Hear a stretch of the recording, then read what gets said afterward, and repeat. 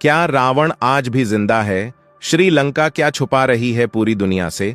क्या रावण के जिंदा होने का प्रमाण वैज्ञानिकों ने खोज लिया?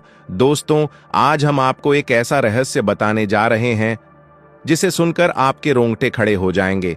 ये कहानी है लंकापति रावण की, लेकिन वो रावण जो आप रामायण में पढ़ते आए हैं उससे बिल्कुल अलग। क्या आपको पता है कि रावण आज भी जिंदा है? जी हां, जिंदा है, और उसका शरीर आज भी इस धरती पर मौजूद है।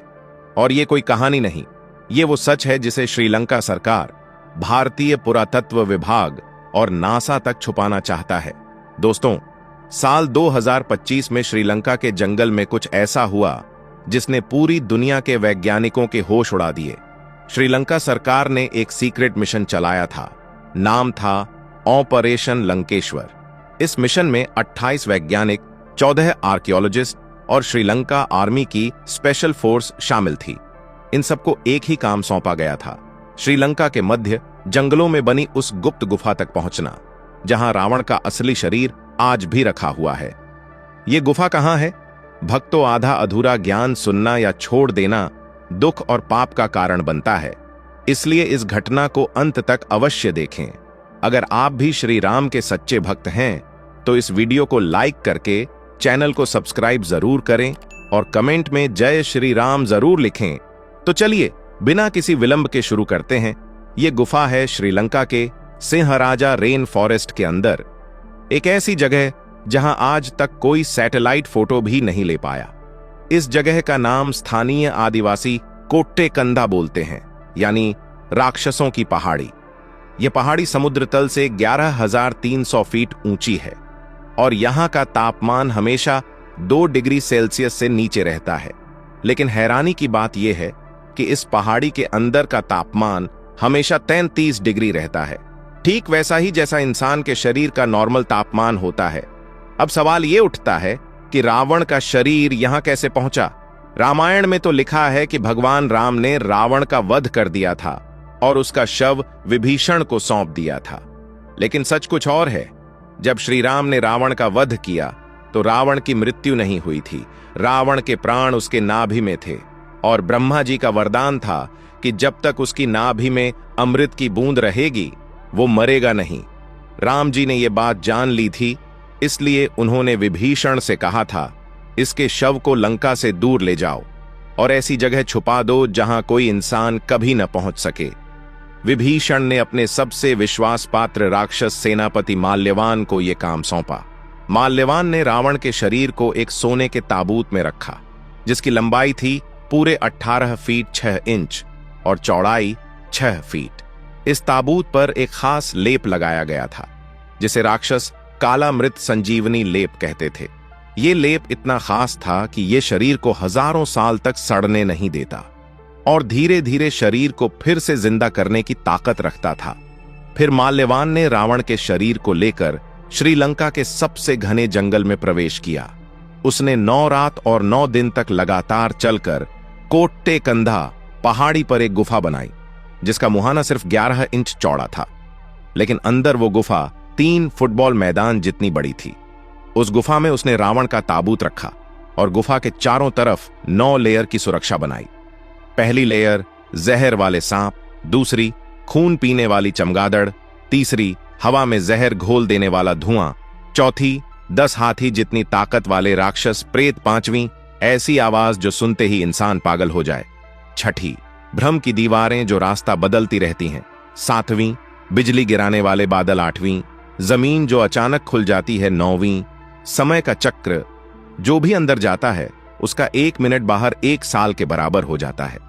इन 9 लेयर को पार करना आज तक किसी इंसान के बस की बात नहीं थी, लेकिन साल 2025 में कुछ ऐसा हुआ जिसने सब बदल दिया।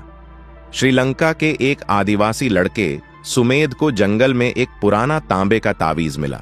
उस तावीज पर ब्राह्मी लिपि में लिखा था, लंकेश्वर की निद्रा भंग न करो वरना त्रिलोक नष्ट हो जाएगा।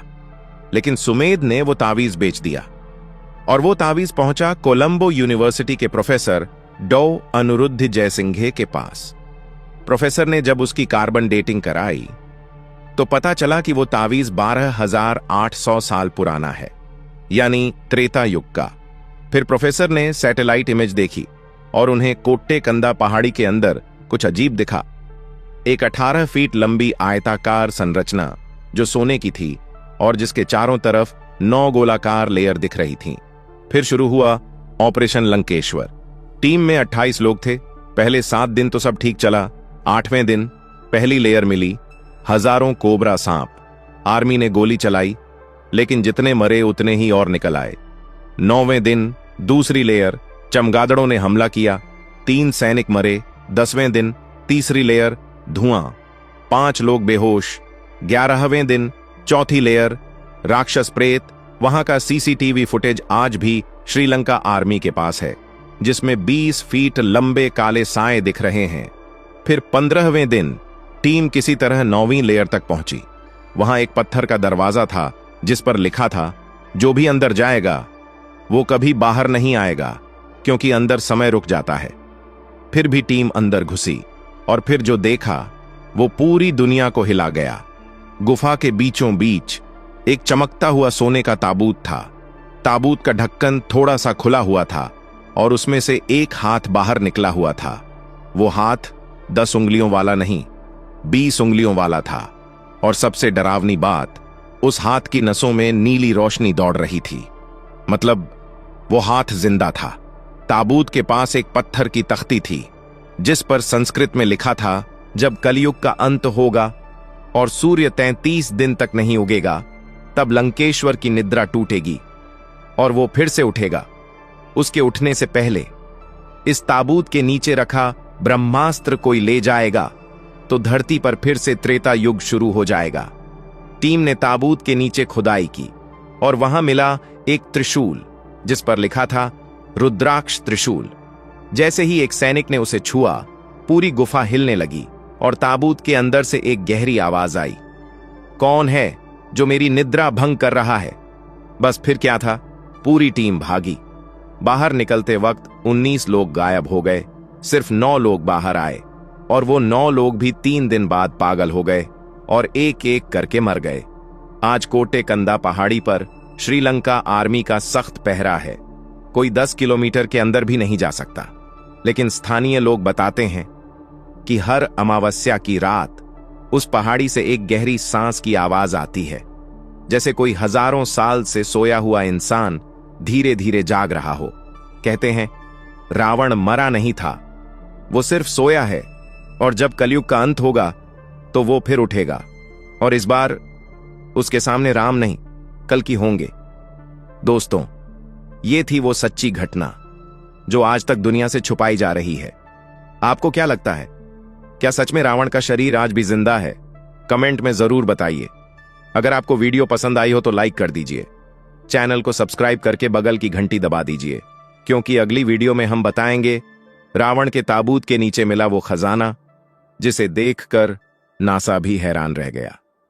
जय श्री राम, हर हर महादेव। मिलते हैं अगली वीडियो में। धन्यवाद।